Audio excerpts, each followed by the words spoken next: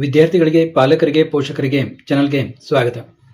ಬಹಳಷ್ಟು ಪಾಲಕರಿಗೆ ನಮ್ಮ ಹುಡುಗನ ಅಥವಾ ಹುಡುಗಿಯ ರ್ಯಾಂಕ್ ಚೆನ್ನಾಗಿ ಬರುತ್ತೋ ಇಲ್ವೋ, ಮ್ಯಾನೇಜ್ಮೆಂಟ್ ಕೋಟಾದಲ್ಲಿ ಅಡ್ಮಿಷನ್ ತೊಗೊಂಡ್ಬಿಡೋಣ ಅಂತ ಯೋಚನೆ ಇರುತ್ತೆ.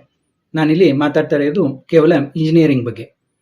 ಆದರೆ ಅವರಿಗೆ ಇಂಜಿನಿಯರಿಂಗ್ ಮ್ಯಾನೇಜ್ಮೆಂಟ್ ಕೋಟಾ ಫೀಸ್ ಎಷ್ಟಿರುತ್ತೆ ಅನ್ನೋದು ಅಷ್ಟೊಂದಾಗಿ ಗೊತ್ತಿರೋದಿಲ್ಲ ಮತ್ತು ವೆಬ್ಸೈಟ್ಗಳಲ್ಲಿ ನೋಡಲಿಕ್ಕೆ ಹೋದರೂ ಕೂಡ ಸರಿಯಾಗಿ ಗೊತ್ತಾಗೋದಿಲ್ಲ. ಕೆಲವು ಕಾಲೇಜ್ನವರು ಕ್ಲಿಯರ್ ಆಗಿ ಮೆನ್ಷನ್ ಮಾಡಿರ್ತಾರೆ. ಬಹಳಷ್ಟು ಕಾಲೇಜ್ನವರು ಫೀಸ್ ಬಗ್ಗೆ ಮೆನ್ಷನ್ ಮಾಡಿರೋದಿಲ್ಲ, ಕೇವಲ ಕೆಲವೊಂದು ನಂಬರ್ ಕೊಟ್ಟಿರ್ತಾರೆ. ನೀವು ಕಾಲ್ ಮಾಡಿ ಕೇಳಿದ್ರು ಕೂಡ ಕಾಲೇಜಿಗೆ ಬನ್ನಿ ಮಾತಾಡೋಣ ಅಂತ ಹೇಳ್ತಾರೆ. ಹೀಗಾಗಿ ಅವರಿಗೆ ಆ್ಯಕ್ಚುಯಲ್ ಮ್ಯಾನೇಜ್ಮೆಂಟ್ ಕೋಟಾ ಫೀಸ್ ಎಷ್ಟಿರುತ್ತೆ ಅಂತ ಗೊತ್ತಾಗೋದಿಲ್ಲ. ಕೆಲವು ಕಾಲೇಜ್ನವರು ಅದನ್ನು ಅಫಿಷಿಯಲ್ ಆಗಿ ಅನೌನ್ಸ್ ಮಾಡ್ತಾರೆ. ಬಹಳಷ್ಟು ಇದು ಒಂದು ಥರ ಆದರೆ, ಇನ್ನೂ ಕೆಲವೊಂದು ಪಾಲಕರಲ್ಲಿ ಟಾಪ್ ಕಾಲೇಜಿಗೆ ಹಚ್ಚಬೇಕು, ವಿದ್ಯಾರ್ಥಿಗಳಿಗೂ ನಾವು ಟಾಪ್ ಕಾಲೇಜಲ್ಲೇ ಕಲಿಬೇಕು ಅಂತ ಇರುತ್ತೆ. ಆದರೆ ಅವರ KCET ರ್ಯಾಂಕು, ಕಾಮೆಡ್ ಕೆ ರ್ಯಾಂಕು ಚೆನ್ನಾಗಿ ಬರೋ ಸಾಧ್ಯತೆ ತುಂಬ ಕಡಿಮೆ ಇರುತ್ತೆ. ಅದು ಅವರಿಗೆ ಗೊತ್ತು ಕೂಡ ಇರುತ್ತೆ. ಹೀಗಾಗಿ ಟಾಪ್ ಕಾಲೇಜಲ್ಲಿ ಮ್ಯಾನೇಜ್ಮೆಂಟ್ ಫೀಸ್ ಎಷ್ಟಿದೆ ಅಂತ ತಿಳಿದುಕೊಂಡು ಸಾಧ್ಯವಾದರೆ ಹಚ್ಚಬೇಕು ಅನ್ನೋದು ಅವರ ಒಂದು ಅಭಿಪ್ರಾಯ ಇರುತ್ತೆ. ಆದ ಕಾರಣ ಈಗ ನಾವು ಟಾಪ್ ಕಾಲೇಜಿನಲ್ಲಿ ಮ್ಯಾನೇಜ್ಮೆಂಟ್ ಕೋಟಾ ಫೀಸ್ ಎಷ್ಟಿದೆ ಅನ್ನೋದನ್ನು ವಿಡಿಯೋದಲ್ಲಿ ನೋಡ್ತಾ ಹೋಗೋಣ. ಈಗ ಕರ್ನಾಟಕದ ನಂಬರ್ 1 ಕಾಲೇಜ್ ಆಗಿರುವಂತಹ RVCE ಕಾಲೇಜು, ಅಲ್ಲಿ ಮ್ಯಾನೇಜ್ಮೆಂಟ್ ಕೋಟಾ ಫೀಸು ಬೇರೆ ಬ್ರಾಂಚ್ಗಳಿಗೆ, ಎಲ್ಲ ಕಂಪ್ಯೂಟರ್ ಸೈನ್ಸಿಂದ ಹಿಡಿದು ಅಲ್ಲಿರೋ ಬ್ರಾಂಚ್ಗಳಿಗೆಲ್ಲ ಫೀಸ್ ಏನಿದೆ, ಮತ್ತು ಅಲ್ಲಿ ಮ್ಯಾನೇಜ್ಮೆಂಟ್ ಕೋಟಾದ ಅಡಿ ಅಡ್ಮಿಷನ್ ತಗೊಳ್ಬೇಕಾದ್ರೂ ಕೂಡ ಅವರ ಕಂಡೀಷನ್ಸ್ ಏನಿದೆ ಅನ್ನೋದನ್ನು ನಾವೀಗ ತಿಳ್ಕೋಣ. ಇದೇ ರೀತಿ ಬೇರೆ ಒಂದು ಟಾಪ್ ಕಾಲೇಜುಗಳು BMSC ಆಯಿತು, MS ರಾಮಯ್ಯ ಆಯಿತು, ಹೀಗೆ ದಯಾನಂದ್ ಸಾಗರ್ ಆಯಿತು, ಹೀಗೆ ಎಲ್ಲ ಟಾಪ್ ಕಾಲೇಜುಗಳ ಒಂದು ಮ್ಯಾನೇಜ್ಮೆಂಟ್ ಕೋಟಾ ಫೀಸು ಏನಿದೆ ಅನ್ನೋದನ್ನು ನಾವು ವಿಡಿಯೋಗಳಲ್ಲಿ ನೋಡ್ತಾ ಹೋಗೋಣ. ಯಾರು ಮ್ಯಾನೇಜ್ಮೆಂಟ್ ಕೋಟಾ ಅಡಿ ಅಡ್ಮಿಷನ್ ಮಾಡಿಸ್ಬೇಕು ಅಂತಿದ್ದಾರೆ ಅವರಿಗೆ ಅದರಿಂದ ಗೊತ್ತಾಗುತ್ತೆ ಎಷ್ಟು ಮ್ಯಾನೇಜ್ಮೆಂಟ್ ಕೋಟಾ ಫೀಸ್ ಇರುತ್ತೆ, ಅವರಿಗೆ ಅದರಿಂದ ಅಷ್ಟು ಫೀಸ್ ಕೊಟ್ಟು ಅಡ್ಮಿಷನ್ ಮಾಡಿಸ್ಲಿಕ್ಕೆ ಸಾಧ್ಯನೋ ಇಲ್ವೋ ಅಂತ. ನನ್ನ ಒಂದು ಪರ್ಸನಲ್ ಅಭಿಪ್ರಾಯ ಅಂತಂದರೆ, ನೀವು CET ಮತ್ತು ಕಾಮೆಡ್ ಕೆ ಮೂಲಕ ಸಾಧ್ಯವಾದಷ್ಟು CET ಮೂಲಕ ಅಡ್ಮಿಷನ್ ಮಾಡಿಸೋದು ಒಳ್ಳೆಯದು. ಇದು ಕೇವಲ ನಿಮ್ಮ ಒಂದು ತಿಳುವಳಿಕೆ ಸಲುವಾಗಿ ಒಂದು ಎಕ್ಸಾಕ್ಟ್ ಫೀಸ್ ಎಷ್ಟಿರುತ್ತೆ ಅನ್ನೋದು ನಿಮಗೆ ತಿಳುವಳಿಕೆ ಬರಲಿ ಅಂತ ಈ ಒಂದು ಮಾಹಿತಿಯನ್ನು ನೀಡ್ತಾ ಇರೋದು. ಈಗ ಫಸ್ಟು RV ಕಾಲೇಜಿನಲ್ಲಿ ಮ್ಯಾನೇಜ್ಮೆಂಟ್ ಕೋಟಾ ಫೀಸು ಎಷ್ಟಿದೆ ಅಂತ ಈ ವಿಡಿಯೋದಲ್ಲಿ ನೋಡೋಣ. ನೋಡಿ, ಇಲ್ಲಿ RV ಕಾಲೇಜಿನವರು, ಇಲ್ಲಿ ನೀವು ನೋಡ್ಬೋದು RV ಕಾಲೇಜ್ ಆಫ್ ಇಂಜಿನಿಯರಿಂಗ್ ಅವರು ಒಂದು ನೋಟಿಫಿಕೇಶನ್ನ ಬಿಟ್ಟಿದ್ದಾರೆ 2025-26. ನೋಡಿ, academic year 2026 and 27 admission for first year BE under management Kota for the academic year 2026-27. ನೋಡಿ, 2026-27 ಮ್ಯಾನೇಜ್ಮೆಂಟ್ ಕೋಟಾ ಅಂಡರ್ ಅಡ್ಮಿಷನ್ ಮಾಡಲಿಕ್ಕೆ ಏನು ಅಂತ ಇಲ್ಲಿ ಕ್ಲಿಯರ್ ಆಗಿ ಮೆನ್ಷನ್ ಮಾಡಿದ್ದಾರೆ. Parents students seeking admission to the following BE programmes. ನೋಡಿ, ಯಾವ ಬ್ರಾಂಚ್ ಎಲ್ಲ ಕೊಟ್ಟಿದ್ದಾರೆ. Under management quota are hereby required to send their request to the honorary secretary RSST Bengaluru for the engineering programme of their choice to the email ID rv@edu.in with CC to RVCA admission along with a scanned copies of the 10th 11th standard mark sheet or 12th marks card if already completed along with a parent mobile number. On receipt of the email, the management office will pursue and will advise you. ನೋಡಿ, email ಕಳಿಸ್ರಿ ಮತ್ತೆ ಇದನ್ನ ಮಾಡ್ರಿ ಅಂತಂದ್ರೆ ನಿಮಗೆ ಇದನ್ನಿಸ್ತಾ ನೇರವಾಗಿ college ಆಫೀಸ್ನಲ್ಲಿ ಹೋಗಿ ನೀವು ಕೇಳ್ಬೋದು ಫೀಸ್ ಏನಿದೆ ಅಂತ. ಈಗ ನಾವು ನೋಡೋಣ. Programmes and fees details for management quota. ನೋಡಿ, ಈ ವರ್ಷದ ಫ್ರೆಶ್ ಫೀಸ್ ಇದು. ನೋಡಿ, tuition fees for the academic year 2026-27 in lakhs. Total fees for the programme. ಇಲ್ಲಿ ಒಂದೊಂದು ವರ್ಷಕ್ಕೆ ಎಷ್ಟೆಷ್ಟು ಫೀಸು, ಟೋಟಲ್ ಫೀಸ್ ಎಷ್ಟು ಎಲ್ಲ ಕ್ಲಿಯರ್ ಆಗಿ ಕೊಟ್ಟಿದ್ದಾರೆ. ನೋಡಿ, ಸಿವಿಲ್ ಇಂಜಿನಿಯರಿಂಗ್ ನೀವು ಕ್ಲಿಯರ್ ಆಗಿ ಕಾಣಲಿಲ್ಲ ಅಂದರೆ 360 ಪಿಕ್ಸೆಲ್ನಲ್ಲಿ ಇಟ್ಕೊಂಡು ನೋಡಿ, ವಿಡಿಯೋ ಕ್ವಾಲಿಟಿ ಹೈ ಇಟ್ಕೊಳ್ಳಿ, ಕ್ಲಿಯರ್ ಆಗಿ ಕಾಣುತ್ತೆ. ನೋಡಿ, ಸಿವಿಲ್ ಇಂಜಿನಿಯರಿಂಗ್ಗೆ ಫಸ್ಟ್ ಇಯರ್ಗೆ 7 lakh, second year 7 lakh, third year 7 lakh, fourth year 7 lakh. ಅಂದರೆ ಪ್ರತಿ ವರ್ಷ 7 ಲಕ್ಷ ತುಂಬಬೇಕು. Total fees for the program 28 lakhs. ಮತ್ತು ಮೆಕ್ಯಾನಿಕಲ್ ಇಂಜಿನಿಯರಿಂಗು ಕೂಡ ಸೇಮ್ ಇದೆ, 777 lakh ಇದೆ, ಟೋಟಲ್ 28 lakh ಇದೆ. ಮತ್ತು ಎಲೆಕ್ಟ್ರಾನಿಕ್ಸ್ ಇಂಜಿನಿಯರಿಂಗ್, ನೋಡಿ, ಕೆಲವೊಬ್ಬರಿಗೆ ಸಿವಿಲ್ ಮೆಕ್ಯಾನಿಕಲ್ ಬೇಡಾಗಿರುತ್ತೆ, ಎಲೆಕ್ಟ್ರಿಕಲ್ ಎಲೆಕ್ಟ್ರಾನಿಕ್ಸ್ ಇಂಜಿನಿಯರಿಂಗ್ ನಡೆಯುತ್ತೆ ಅಂತ ಇರ್ತಾರೆ.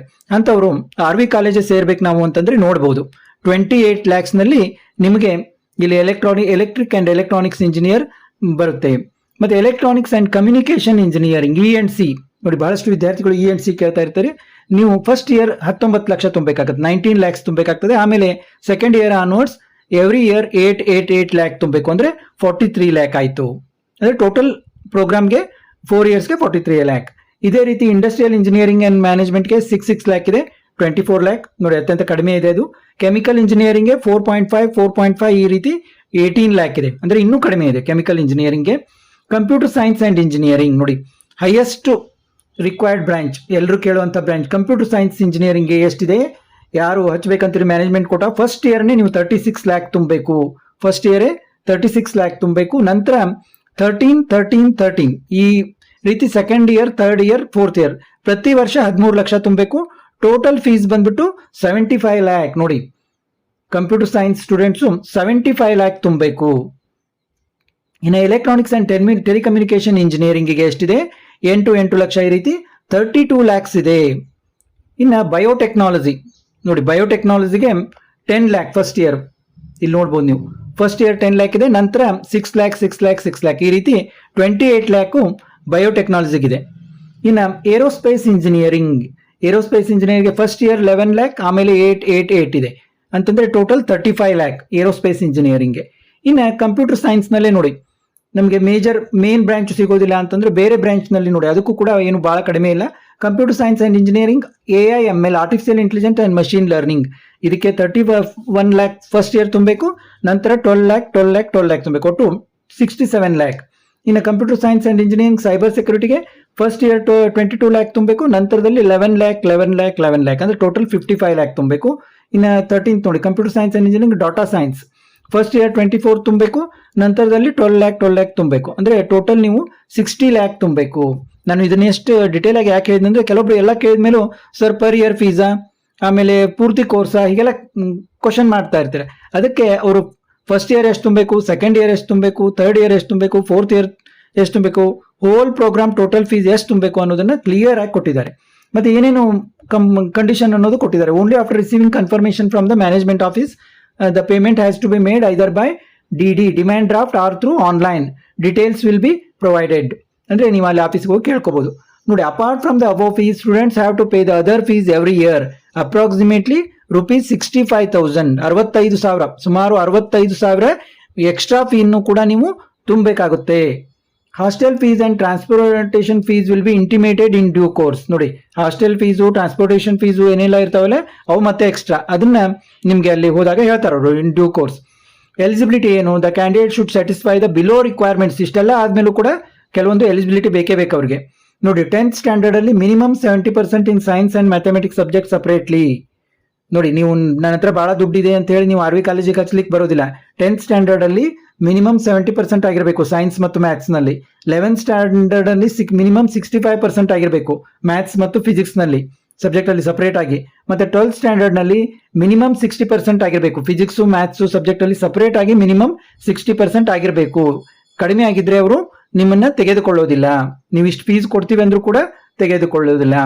ಮತ್ತೆ candidate should compulsorily appear to obtain a rank in KCET or COMEDK JEE Mains 2026. ಅಂದ್ರೆ ಅವ್ರು ಇದಲ್ಲದೆ ಏನ್ ಹೇಳ್ತಾರೆ ಅಂದ್ರೆ, ನೀವು ಕಂಪಲ್ಸರಿಯಾಗಿ KCET COMEDK JEE Mains ಇದರಲ್ಲಿ ಯಾವ್ದಾದ್ರು ಎಕ್ಸಾಮ್ ಅನ್ನ ಕೂತಿರ್ಬೇಕು. ರ್ಯಾಂಕ್ ಎಷ್ಟಾದ್ರೂ ಬರಲಿ, ನೀವು ಆ ಎಕ್ಸಾಮ್ ಅನ್ನ ಕುಂತಿರ್ಬೇಕು, ಅಂದ್ರೆ ಮಾತ್ರ ನಾವು ತಗೊಳ್ಳೋದು ಅಂತ ಇಲ್ಲಿ ಹೇಳ್ತಾ ಇದ್ದಾರೆ. If candidates have studied other than Indian board, then they have to compulsorily apply and get equivalence certificate from UGC university grant commission new Delhi for details. ಈ ವೆಬ್ಸೈಟ್ ಅನ್ನು ಇದನ್ನ ಮಾಡಿ ಅಂತ ಹೇಳಿದ್ದಾರೆ. ಮತ್ತೆ ಅಷ್ಟಲ್ಲದೆ ಅವರು ಏನ್ ಹೇಳಿದ್ದಾರೆ ಅಂದ್ರೆ, ಯಾರಾದ್ರೂ ನಿಮ್ಗೆ ಅಡ್ಮಿಷನ್ ಕೊಡಿಸ್ತೀವಿ RV ಕಾಲೇಜಲ್ಲಿ ಅಂತಂದ್ರೆ ನಂಬೇಡಿ. We do not entertain any consultants, brokers, all admission are done directly only. ನೋಡಿ, ನಾನೀಗೇನು ನಿಮಗೆ ಮೇಲೆ ಫೀಸ್ ತೋರಿಸಿದ್ನಲ್ಲ ಅಷ್ಟು ಫೀಸ್ ನಿಮಗೆ ತುಂಬಲಿಕ್ಕೆ ಆಗುತ್ತೆ, ಶಕ್ತಿ ಇದೆ, ನಮ್ಮಲ್ಲಿ ದುಡ್ಡಿದೆ ಅಂತಂದ್ರೆ. ಮತ್ತೆ ನಿಮ್ಮ ವಿದ್ಯಾರ್ಥಿಗೆ ಇದೇನು 10th ಸ್ಟ್ಯಾಂಡರ್ಡ್ ಅಲ್ಲಿ 11th 12th ಇವೆಲ್ಲ ಎಲಿಜಿಬಿಲಿಟಿ ಇದೆ, ಕರೆಕ್ಟ್ ಇಷ್ಟು ಮಾರ್ಕ್ಸ್ ತಗೊಂಡಿದ್ದಾರೆ ಅಂದ್ರೆ ನೀವು ನೇರವಾಗಿ ಹೋಗಿ ಏನು ಅವರ ಪದ್ಧತಿ ಪ್ರಕಾರ ಇಷ್ಟು ಫೀಸನ್ನು ತುಂಬಿ ನೀವು ಅಡ್ಮಿಷನ್ ಮಾಡಿಸ್ಬೋದಾಗಿರುತ್ತೆ ಮ್ಯಾನೇಜ್ಮೆಂಟ್ ಕೋಟಾದಡಿ. ಈಗ ಇದೇ ರೀತಿ ನಾವು ಟಾಪ್ ಕಾಲೇಜಲ್ಲಿ ಅಡ್ಮಿಷನ್ ಮಾಡಿಸ್ಬೇಕಂತ ಬಹಳಷ್ಟು ವಿದ್ಯಾರ್ಥಿಗಳ ಮತ್ತು ಪಾಲಕರ ಹಂಬಲ ಇರುತ್ತೆ. ಅವ್ರಿಗೆ ರ್ಯಾಂಕ್ ಬರದೇ ಇದ್ರು ಕೂಡ. ಆದ ಕಾರಣ ಯಾವೆಲ್ಲ ಕಾಲೇಜಿನ ಮ್ಯಾನೇಜ್ಮೆಂಟ್ ಫೀಸ್ ಏನಿದೆ ಈ ವರ್ಷ ಅನ್ನೋದನ್ನ ಮುಂದಿನ ವಿಡಿಯೋಗಳಲ್ಲಿ ಕೂಡ ನೋಡೋಣ.